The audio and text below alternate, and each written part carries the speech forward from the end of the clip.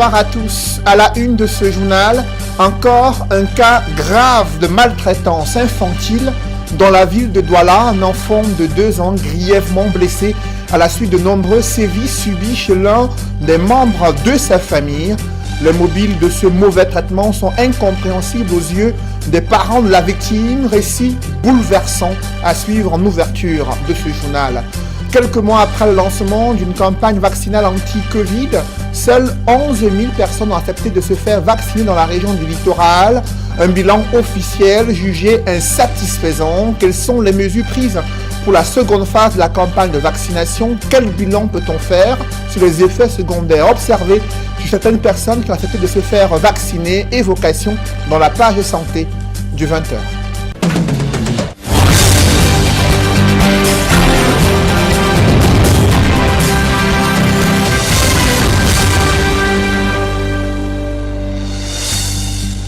Merci de suivre cette édition complète de l'information sur Equinox Télévision. C'est une histoire qui défraie la chronique dans la ville de Douala. Un enfant de 2 ans torturé, maltraité, grièvement blessé à tel point que la peau sur les fesses des enfants s'est complètement enlevée. L'enfant placé sous soins intensifs dans un hôpital de Douala. La famille est bouleversée, choquée, effondrée face à ces actes incompréhensibles, actes de torture et de maltraitance infantile qui se multiplient dans la capitale économique. C'est une enquête signée Ekwa Claude, Warren Zede et Kediara. L'affaire se déroule à Village, dans le 3e arrondissement de la ville de Douala, où Brandon et sa sœur sont venus passer les vacances de fin d'année chez le cousin de leur mère. Sauf que Brandon a du mal à s'adapter au vu de son jeune âge. Il refuse de s'alimenter, réclame régulièrement sa mère, mais surtout continue de faire pipi au lit. Pour le redresser, Nia Rodrigue et sa compagne, les présumés bourreaux, vont lui infliger des punitions de toutes sortes. Elle fait manger l'enfant. L'enfant ne veut pas manger. Elle va remplir la bouche de l'enfant pleine de nourriture. L'enfant va renvoyer la nourriture. Elle prend encore les mains de l'enfant, elle ramasse la nourriture avec les excréments que l'enfant a envoyés. Elle remet ça dans la bouche de l'enfant. Elle avait déposé une bassine d'eau au sol. Elle a pris les 2 pieds de l'enfant, arrêté, aller plonger la tête de l'enfant dans la bassine pour que l'enfant meure. Mais Dieu n'a pas accepté. Le couple prend la peine de cacher son forfait et comble de l'horreur, Brandon ne reçoit aucun soin. Ses plaies s'infectent, la fièvre monte et c'est seulement en ce moment que sa grand-mère, qui vit à Douala, est informée de la situation. L'enfant est d'abord conduit à Acha, à Bépanda, mais son cas est critique. L'hôpital le réfère à Bingo. Jusque-là, personne ne sait qu'il est victime de violence. Ce n'est qu'au moment de lui administrer ses soins que sa grand-mère découvre le poteau rose. L'infirmière qui est à côté a soulevé la bille sur l'enfant. C'est là où on a vu les cases de fou partout sur l'enfant. Je lui demande qui a foutu l'enfant comme ça. Il me dit qu'il ne connaît pas. C'est le lendemain matin, quand on préparait l'enfant pour le bloc opératoire, que j'ai vu le fils de l'enfant. J'ai vu le fils de l'enfant. Qu'on appelle ça m'appeler le fils de l'enfant, je ne sais pas. Le cousin joue à l'innocent. Mais le lendemain matin, la grande sœur de Brandon, 4 ans et demi, récupérée en urgence, raconte les souffrances que son jeune frère a connues, surtout qu'elle-même porte les signes de violence. On est pris encore à la maison chercher la grande sœur de l'enfant. La grande sœur de l'enfant aussi avait les yeux enflés, avec plein de sang dans les yeux. Quand on a demandé à l'enfant qu'est-ce qui s'est passé, pourquoi tu as les yeux avec le sang, elle dit que c'est quand on tapait son petit frère. Elle pleurait, elle demandait qu'on laisse son petit frère. Mon neveu s'est retourné taper ses yeux avec le bâton. Il me dit que c'est l'enfant de 2 ans qui a tapé la grande sœur. Je lui ai dit, mais l'enfant de 2 ans, depuis que moi je viens mes enfants, il n'y a pas ce genre de violence entre les enfants. Finalement, un guet-apens est tendu à Nia Rodrigue, qui est par la suite interpellée par les forces de l'ordre. On arrive à la gendarmerie, il dit à la gendarmerie que c'est parce qu'il avait les problèmes avec ma maman. On lui pose la question que c'est un règlement de compte. Il ne répond pas. Donc chaque personne qui parle à la gendarmerie, il donne plusieurs versions. Moi, je ne sais pas. Quand on pose les questions à l'enfant accuse plutôt la femme. On ne sait pas si c'est lui qui couvre la femme. On ne sait pas. La compagne de Nia Rodrigue s'enfuit de la maison. Elle est actuellement recherchée. Pour ce qui est de Rodrigue lui-même, son intégration à la prison centrale de Newbel n'est qu'une question de temps. À la gendarmerie, on attend le certificat médical pour le transférer. Apparemment, le procureur était là-bas hier. Le procureur a demandé qu'on le transfère aujourd'hui. Quant à Brandon, il se remet difficilement de ses plaies, traumatisé, comme peut l'être un enfant de son âge. Quand on fait le pansement à l'enfant demande pardon, tantine, tonton, pardon. Donc, il reflète ce qu'on a fait. Je ne sais pas si en le brûlant, c'est comme ça qu'il faisait. Comme Brandon, une autre enfant âgée d'à peine 3 ans a subi le même type de maltraitance qui lui a arraché la vie en fin de semaine dernière au lieu-dit Bépanda Voirie. Son corps sans vie repose toujours à la morgue de l'hôpital de Daedo. Il serait peut-être temps que les services sociaux ainsi que les associations de défense des droits de l'enfant remontent au traîneau pour la protection de ces petits anges. Dans l'actualité des parlementaires RDPC exaspérés par l'enlisement de la situation sécuritaire dans le nord-ouest et le sud-ouest, à l'Assemblée nationale, ils ont tenu à dénoncer l'attitude du gouvernement après 4 ans de conflits armés et une crise humanitaire sans précédent dans des régions économiquement sinistrées. Le point saillant de cette intervention d'un député RDPC du Nord-Ouest, c'est dans ce reportage signé Julienne Berthe-Bissaille. À son passage à la représentation nationale pour expliquer les projets du gouvernement sur la production en quantité de l'énergie électrique au Cameroun, le ministre de l'eau et de l'énergie, Gaston Ilundo Essomba, n'a pas échappé à la fureur de son camarade de parti, l'honorable Simon Koumassé, député de la MESAM. Comment la production d'électricité de tout un pays peut reposer sur un seul ministre?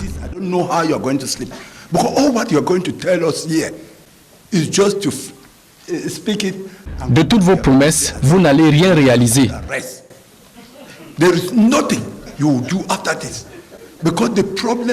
Les Camerounais sont sans électricité partout dans le pays. Par où allez-vous commencer?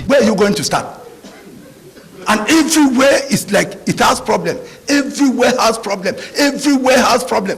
Dans son interrogatoire, l'élu de la nation ne croit pas à un seul mot du ministre de l'eau et de l'énergie de mettre fin au délestage, devenu le quotidien des Camerounais depuis plusieurs années. Nous,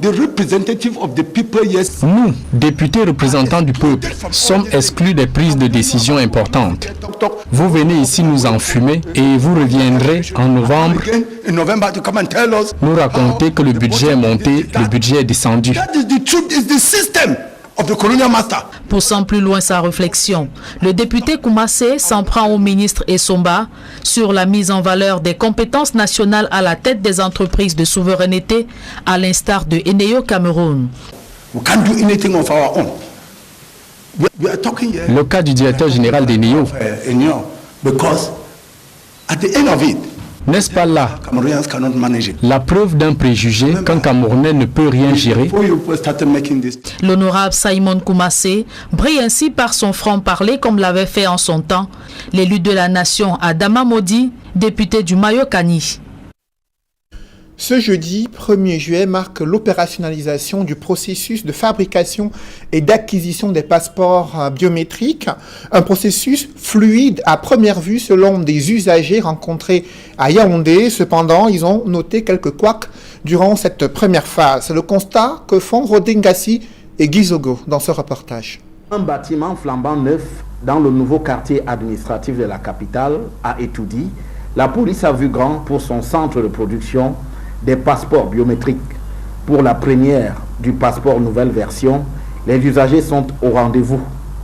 Sur les écrans qui font défiler les numéros, pour leur prise en charge, ils sont tenus informés avant de regagner les box où les attendent les agents de la direction de la police des frontières, sous l'œil vigilant du directeur de la police des frontières, le commissaire divisionnaire Zachary Yaou Aladj. Après quelques minutes, les premières sentences des usagers tombent.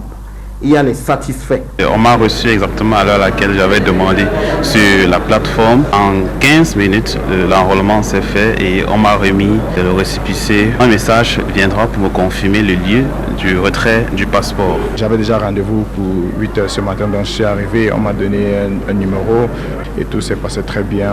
C'était bien digital, il n'y avait pas eu de souci. Avec mes pièces, on a juste scanné mes pièces. Mais il y a aussi ceux qui ont été confrontés à quelques difficultés avant de voir les choses rentrer dans l'ordre. Au début, c'était un peu compliqué parce qu'on scannait et ça ne sortait pas sur la machine. Ça a pris un peu du temps que ça a sorti sur la machine. Après ça, il n'y a pas eu de soucis encore. Nous avons eu un petit souci parce que l'appareil de ma petite sœur a planqué, c'est elle qui me faisait l'enregistrement. Nous étions obligés de nous rendre sur le site et heureusement, on a été bien reçus et puis tout s'est bien passé. Maintenant, les premiers usagers du passeport biométrique espèrent que les délais seront effectivement respectés, en souhaitant qu'il en soit autant pour la carte nationale d'identité. J'espère bien que les procédures ne prendront pas trop de temps et que tout se déroulera toujours comme il faut. J'espère exactement avoir mon passeport dans 48 heures, c'est-à-dire samedi ou encore plus tard lundi. Également, je souhaite que ce processus soit également pour les cartes nationales d'identité, parce que ça reste encore très difficile, surtout pour les autres Camerounais comme moi. De son côté, la police annonce que le délégué général à la Sûreté nationale remettra les premiers passeports biométriques produits dès ce vendredi dans l'enceinte du centre de production des passeports.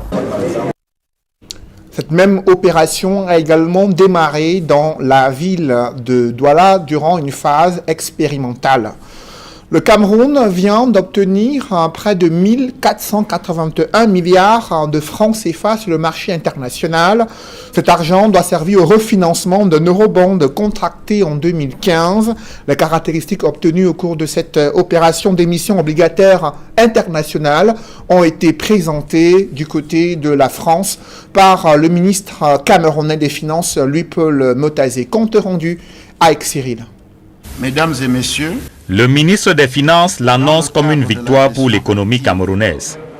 Dans le cadre de la gestion active de la dette de l'État et dans l'optique d'améliorer son profil afin de susciter l'attrait des investisseurs, le Cameroun vient de recourir avec succès à une émission obligataire internationale de 450 milliards de francs CFA pour notamment refinancer l'eurobond 2015. Devise de l'émission, euro. Montant sollicité, 450 milliards de francs CFA, soit 685 millions d'euros. Nombre d'investisseurs participants, 205. Montant obtenu, 1481,15 milliards de francs CFA, soit 2258 milliards d'euros, donc un taux de couverture de 321%. Si le taux d'intérêt de l'opération est de 5,95%, la période de maturité quant à elle est de 11 ans.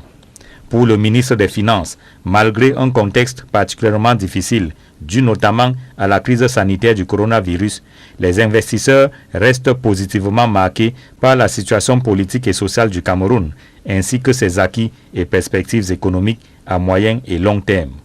La principale information à retenir est que l'État a atteint un taux de rachat record qui se situe à environ 80% du montant de la souche de 2015. Ainsi, mesdames et messieurs, après l'émission inaugurale de 2015, dont le taux d'intérêt était de 9,5%, le Cameroun, en ce premier semestre de l'année 2021, fait un retour apprécié sur les marchés internationaux des capitaux, notamment celui des eurobonds. Le recours à une émission obligataire internationale afin de refinancer l'eurobond a été annoncé le 22 juin 2021. Dès le lendemain 23 jusqu'au 29 juin, s'en est suivi un roadshow à Paris en France, au cours duquel se sont succédés des réunions et négociations entre la délégation camerounaise et une centaine d'analystes financiers. Les résultats, selon le ministre des Finances, sont largement au-dessus des attentes. Dans la filière avicole, il y a une lueur d'espoir pour une fin d'année sans pénurie de poulets. Pour y parvenir, une grande ferme a été construite à Koutaba, dans le département du Noun. Elle prévoit de mettre sur le marché environ 5 millions de poussins d'un jour. Production disponible d'ici septembre prochain. Une aubaine pour les aviculteurs qui avaient du mal à se fournir en poussins. Cette initiative contribuera également à réduire les coûts du poulet de chair sur le marché. L'initiative a été présentée au ministre des Pêches, de l'Élevage et des Industries animales. Il a fait le déplacement afin d'apprécier l'ampleur de l'investissement. Compte rendu, Robert Kenyé et Vivien Tonfac. Nous y reviendrons. Parlons à présent de ces remises de galons et ports d'épaulettes qui se sont déroulées dans la ville de Douala. C'est en faveur d'un décret présidentiel que certains officiers de gendarmerie nationale, armée de l'air et armée de terre ont connu cette avancée en grade. Cérémonies qui se sont déroulées à Bonanjo, dans la 2e région militaire, au sein de l'armée de l'air et l'armée de terre. Cérémonie présidée par le général Tongué Elias et le général de brigade Eba Benoît. À Mbopi, la cérémonie était dirigée par le collégion, le colonel Pierre Bikele. Et je vous invite à présent à suivre les recommandations faites aux soldats promus. Écoutez le général de brigade Tongué Elias et un récipiendaire, Bichoka Jean-Yves. On a de nouvelles responsabilités, on a de nouveaux défis. Et il faut mériter la confiance que le commandement a placée en vous. Encore une fois, félicitations. Vraiment, je rends un grand merci pour le commandement qui a fait de moi aujourd'hui un grand homme. Vraiment, je sais que le haut commandement attend de moi ce qu'il attend de moi. Merci. Je suis prêt à assumer avec énergie. J'en ai conscience de ce qui m'attend. Parlons à présent de la campagne de vaccination anti-Covid dans la région du littoral. Seules 11 000 personnes ont accepté de se faire vacciner. Bilan officiel jugé peu satisfaisant selon les autorités sanitaires. Comment mobiliser davantage les Camerounais autour de cette épineuse question du vaccin indispensable, barrer la voie à la progression de la pandémie du coronavirus? Élément de réponse avec Nadine Yambou. Rendu à la fin du premier tour de la campagne de vaccination contre le coronavirus dans la région du littoral, c'est un bilan plutôt mitigé. L'objectif fixé était de faire vacciner au moins 70% de la population cible avant juillet 2021. Selon le bilan officiel, seules 11 000 personnes ont accepté de se faire vacciner. Le début a été timide. Il y a très peu de personnes qui se rendaient dans les centres de vaccination pour se faire vacciner. Nous avons pris le temps de tenir des séances de travail, d'abord avec le personnel de santé qui est au front, en plus avec des populations. Et je pense bien que cette tournée a porté, puisque présentement, nous avons à peu près 11 000 personnes qui ont été vaccinées dans la région du littoral. Dans certains districts de santé, plusieurs personnes vaccinées ont été affectées à la suite des effets secondaires du vaccin. 94 étaient des MAPI mineurs et un cas grave. Donc c'était généralement les céphalées, fièvre ou douleurs au point d'injection. Dans tous les 24 de santé de la région littorale, les grandes formations sanitaires, il y a des points focaux MAPI qui existent, qui sont mis en place pour gérer tout éventuel cas de MAPI. L'une des curiosités durant cette première phase, la forte mobilisation des personnes ne présentant aucun risque à solliciter le vaccin, contrairement aux couches vulnérables. Elles ont peur d'aller prendre le vaccin en se disant que si jamais je développe un effet secondaire, déjà avec mon diabète, avec mon hypertension, est-ce que je vais pouvoir supporter? D'ailleurs, il y a aussi un peu cette appréhension-là de certaines personnes qui présentent des comorbidités. Or, ce n'est pas fondé, c'est plutôt ces personnes qui sont les premières personnes à risque et les premières cibles à bénéficier de la vaccination. Pour ce second tour de la campagne de vaccination à grande échelle, l'accent est mis sur un déploiement des équipes dans les services publics, les entreprises et même les domiciles. Les communautés sont ainsi mobilisées et ceci se traduit non seulement par la motivation au niveau des districts de santé, mais également l'installation des points de vaccination au niveau de certains services publics auprès de certaines communautés, de telle sorte que personne ne puisse échapper à cette offre. La deuxième étape de la campagne de vaccination contre le coronavirus dans la région du littoral ira du 7 au 11 juillet 2021. Les autorités administratives encouragent les populations à se mettre à l'abri en se faisant vacciner. Je vous le disais à l'instant, dans la filière avicole, il y a une lueur d'espoir pour une fin d'année sans pénurie de poulet. Puis y arriver, une grande ferme a été construite à Koutaba, dans le département du Noun. Elle prévoit de mettre sur le marché environ 5 millions de poussins d'un jour, production disponible d'ici septembre prochain. C'est une aubaine pour les aviculteurs qui jusqu'ici devaient importer ces produits avicoles.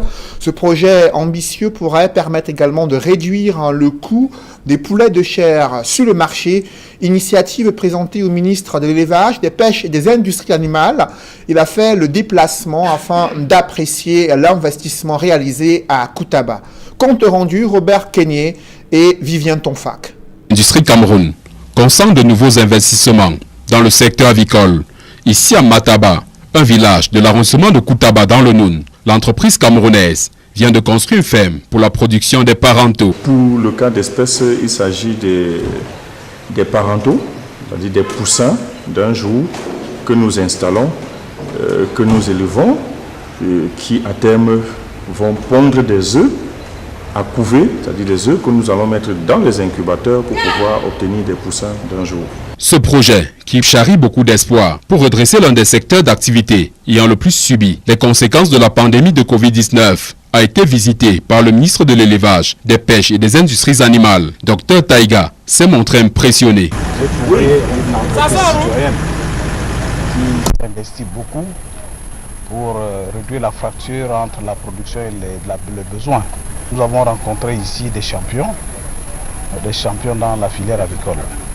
Donc je leur transmets toute la gratitude du gouvernement. La satisfaction du membre du gouvernement tient surtout de l'impact de ce projet, aussi bien sur le plan économique que social. Nous aurons pu limiter la production des OAC à la capacité des incubations de nos pouvoirs. Mais nous avons pensé que pour être un véritable porteur d'un secteur, pour apporter un plus aux autres acteurs de la filière, il fallait produire pour permettre à ceux qui ont aussi des pouvoirs et qui jusqu'à présent s'approvisionnent de l'étranger de pouvoir avoir ces OAC localement. C'est la seule condition pour nous vraiment de contribuer véritablement et de booster le secteur d'activité. Pour ce qui est de cette localité où nous avons implanté cet investissement, au-delà de ça, nous allons mettre à la disposition de la population de l'eau, parce que vous avez vu les installations là, qui regroupent pratiquement une réserve de stockage de 40 000 litres d'eau, qui est largement au-dessus de nos besoins de consommation, mais parce que nous avons également pensé à la population. Vous avez vu un transformateur de 250 kVA qui a été installé, qui aussi est largement au-dessus de nos besoins pour le fonctionnement de cette ferme. C'est parce qu'on a également pensé que la population environnante pouvait se brancher pour avoir l'électricité. Vous avez vu la route par laquelle on est passé pour arriver ici. C'est nous qui avons aménagé cette route. Cette ferme sera mise en service dans 2 mois plus tard. Elle aura, selon les estimations, une capacité de production de 6 500 000 œufs par cycle de production. Des chiffres qui font espérer d'une fin d'année au Cameroun sans pénurie de poulet. Parlons à présent de l'histoire du football africain. C'était la désertion des footballeurs algériens de France, ce qui avait désintégré l'unité et la cohésion au sein de leur famille. D'autres avaient quitté la nation française, trimballant leurs femmes et enfants. Par contre, d'autres étaient contraints de rester en France pour observer leur mari se diriger vers une destination presque inconnue. La galère de ces héroïnes du 11 d'indépendance en Algérie, c'est dans Chemin de Cannes, signé Jean-Paul Chouniat. Ce programme vous est offert par Kadibir. Notre patrimoine, c'est vous. Le 13 avril 1958, dans l'après-midi, les familles quittent le territoire en premier.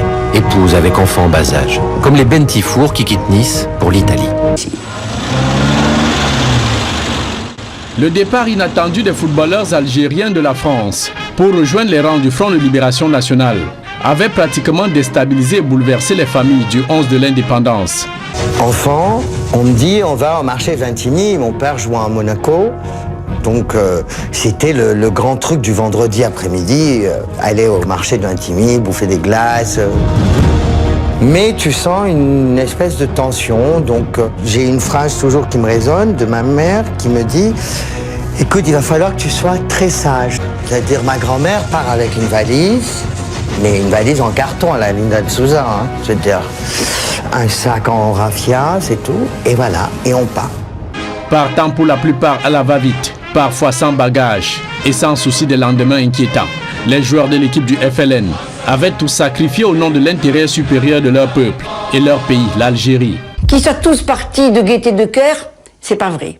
Parce que tous, ils avaient une belle carrière. Donc ils auraient préféré faire leur carrière. Mais ils ont suivi l'âme de leur cœur, quoi, leur pays. J'étais pas mûr. Mon épouse avait 19 ans, moi j'avais 23 ans. Avec un gosse de 5 mois et demi, c'est l'aventure. Puis là, on allait où? On allait à Rome, puis après comment? Pour le peuple algérien, leurs footballeurs de France sacrifiaient ainsi tout ce qui leur était plus cher que tout. Leurs familles, épouses et enfants en sont encore très marqués par cette galère de l'époque. On te dit, tu vois, on va plus revenir à Nice. On va partir, donc tu vas dire au revoir à ta soeur parce que ta soeur, elle va rester. Quoi, tu quittes la maison, pourquoi on ne verra plus grand-mère, tout ça. Puis tu vois les larmes. Ma soeur qui est détruite parce qu'on l'a laissée. J'étais bien, si vous voulez, parce que oui, j'étais jeune, j'avais l'esprit aventurier, c'était une aventure. Mais il ne fallait pas que je pense à quoi servait l'argent quand mon mari allait jouer dans les pays de l'Est ou en Russie, ou à quoi servait cet argent. Est-ce qu'il servait à acheter des armes, après tout, pour aller tuer des Français? Ça me tracassait un peu. Mais on a le droit de le dire, je suppose, ça. Ben oui, j'y ai pensé. Je pense qu'il y en a d'autres qui devaient y penser, mais qui n'ont peut-être pas osé le dire. Et mon mari sait très bien que je le pensais. Il y avait un ordre du FLN, pour ne pas éveiller les soupçons, il fallait tout laisser, ne pas retirer d'argent, un minimum d'effets personnels, le compte en banque, les affaires de mon père, tout à l'indépendance, tu n'as rien récupéré. Hein. Si certains avaient pu fuir avec femmes et enfants pour la Tunisie, ce n'en fut pas le cas pour d'autres restés en métropole, vivant pratiquement sous le harcèlement des services secrets. À Tunis comme en France, les familles de ces footballeurs s'ennuyaient bien dans leur nouvelle vie de confinement forcé, tout loin de la belle vie d'épouse et enfants de stars de football de l'époque dorée. Et elles ont surtout sécurisé ces mecs et accepté qu'ils soient footballeurs, mais qu'ils soient révolutionnaires. Cette conscience politique, je sais pas, je crois pas qu'elles l'aient eue, mais elles ont joué leur rôle de compagnes, fidèles, aimantes, et puis voilà. Mais ce sont des héroïnes quelque part. Les familles sont hébergées par l'organisation indépendantiste dans la cité de El Menza. Les joueurs perçoivent une rente mensuelle de 50 000 francs, l'équivalent de 780 € d'aujourd'hui, 3 à 5 fois moins que leur salaire précédent. C'est le minimum syndical vital. Or que c'est des mecs qui arrivent qui sont des gloires. Ils vivent les belles années, champagne, fête et portée en triomphe. Donc le niveau de vie, il chute très vite. Hein. Je veux dire, tout d'un coup, on te dit, tu sais quoi, Noël, on le fêtera si on peut. Malgré cette épreuve, les familles se soutiennent et reconstituent un quotidien fait de parties de cartes et de soirées autour d'une guitare. Mais au fil des années, les épouses se languissent. Vivement que la guerre s'arrête et que l'on puisse rentrer chez nous. Voilà. Moi, j'avais mon père en France et je savais qu'il se faisait du souci. Et puis c'était la France, moi c'est mon pays. Hein. Mon mari aimait l'Algérie, son pays, mais moi, c'est la France. Hein. Deuxième sacrifice du 11 de l'indépendance. De brillantes carrières sportives en pleine explosion. Le football a eu, dans un certain nombre de pays, son rôle dans l'affermissement d'une identité nationale. Et ils ont été un petit peu le creuset de cette future identité nationale et peut-être même un peu de rébellion. Devant le refus de certains joueurs, les plans du FLN sont ralentis. Un joueur prend alors la tête du projet, Abdelaziz Bentifour, attaquant de Monaco, au profil atypique. Il dispute la Coupe du Monde 54 avec la France. C'est un grand footballeur et comme beaucoup, lui, il a vécu dans l'extrême pauvreté, Bentifour. Reda Bentifour reste marqué par l'engagement de son père. Il avait une vraie conscience politique de la liberté, d'une cause, qu'il était temps d'avoir une indépendance, que la colonisation n'était pas quelque chose de génial. Cette conscience politique, c'est lui qui l'a vraiment ramé pour vraiment convaincre les autres. Comme c'était un type très respecté parmi les footballeurs d'origine algérienne, on a compté sur lui pour enrôler tous les autres. C'est vraiment, il a joué un rôle, à mon avis, primordial. Énorme. L'indépendance a un prix. On a perdu une carrière, on a perdu de l'argent. Mais l'argent, c'est pas tout.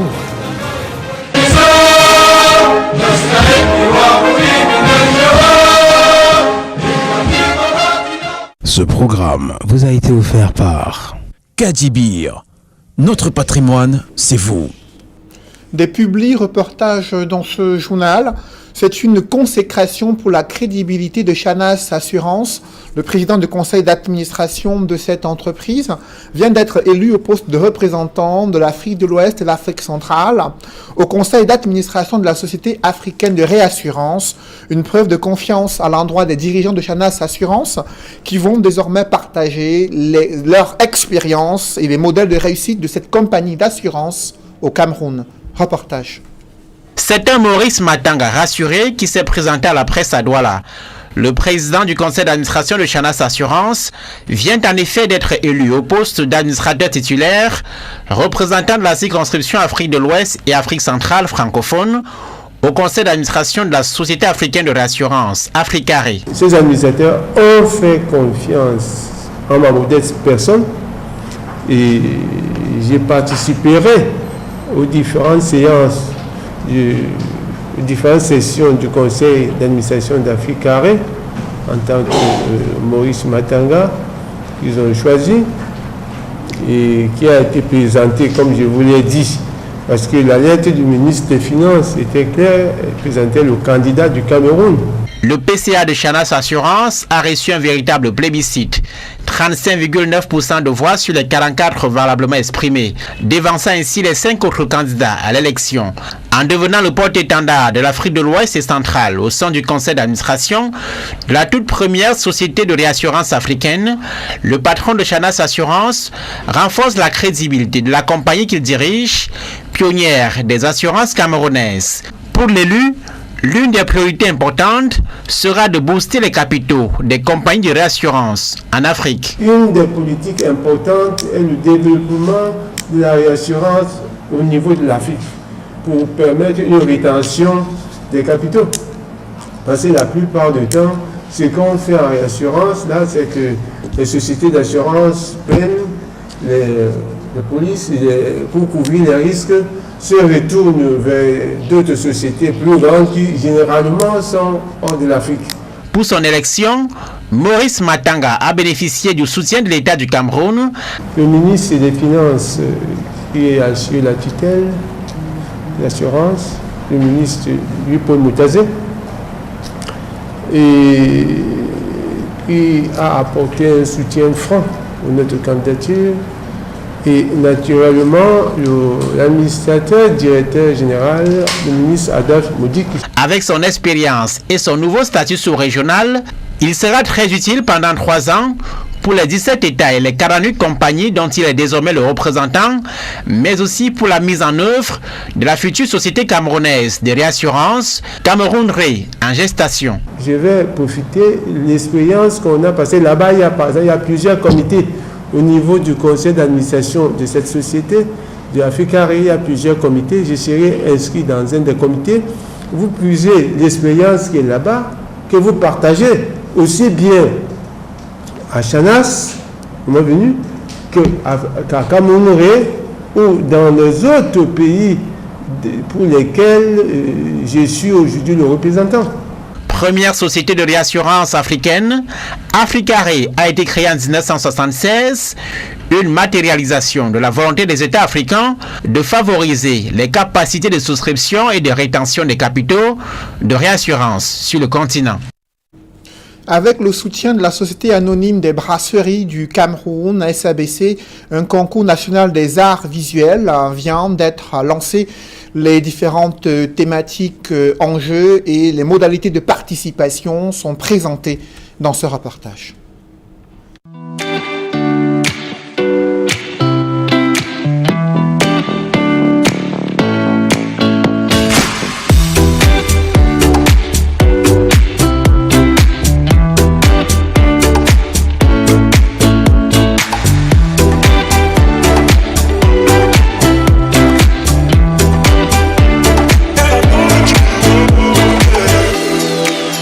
Bienvenue aux Galeries MAM à l'occasion de la conférence de presse pour le lancement du tout nouveau projet des SABC qui est la marque Dino. Nous sommes là ce matin pour parler du Dino Art, qui est le projet d'actualité. Quand on voit comment le crayon de Dino a disparu, on ne sait pas très bien ce qu'il est devenu, on a envie de se demander si Dino sert les artistes ou si Dino se sert des artistes. Le crayon de Dino, il faut le rappeler, était beaucoup plus destiné aux tout petits. C'était vraiment destiné aux tout petits. Aujourd'hui, on a pris l'orientation d'aller vers des amateurs de l'art en élargissant le champ d'expression. Si vous regardez en termes de catégorie, on est dans le dessin, dans le graffiti, on est dans le graphisme. Qu'est-ce qui sera fait? Qu'est-ce que vous entendez faire de ces œuvres-là? Les brasseries, ce n'est pas une galerie. Ils sont là pour aider les artistes, pour permettre aux artistes d'avoir une meilleure visibilité. Donc l'intérêt, c'est d'être avec les coachs qui, eux, sont déjà passés par là, qui ont déjà vendu des œuvres, qui savent comment fonctionne le marché, parce que nous, on ne pouvait pas avoir cette prétention de le connaître.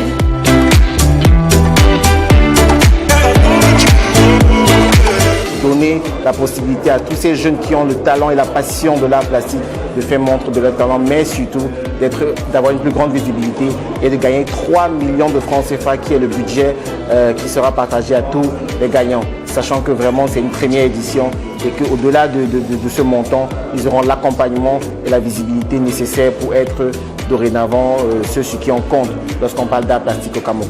Notre responsabilité à la base, c'est d'abord de sélectionner, parce qu'on est coach et jury, de sélectionner les candidats avec un parterre de personnes qui, comme nous, travaillons dans ce domaine.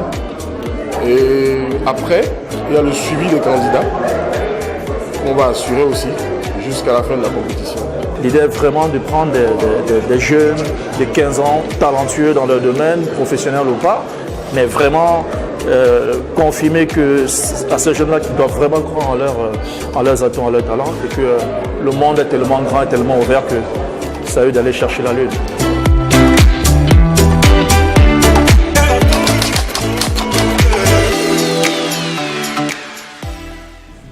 Mesdames, messieurs, c'est la fin de ce journal. Merci de l'avoir suivi.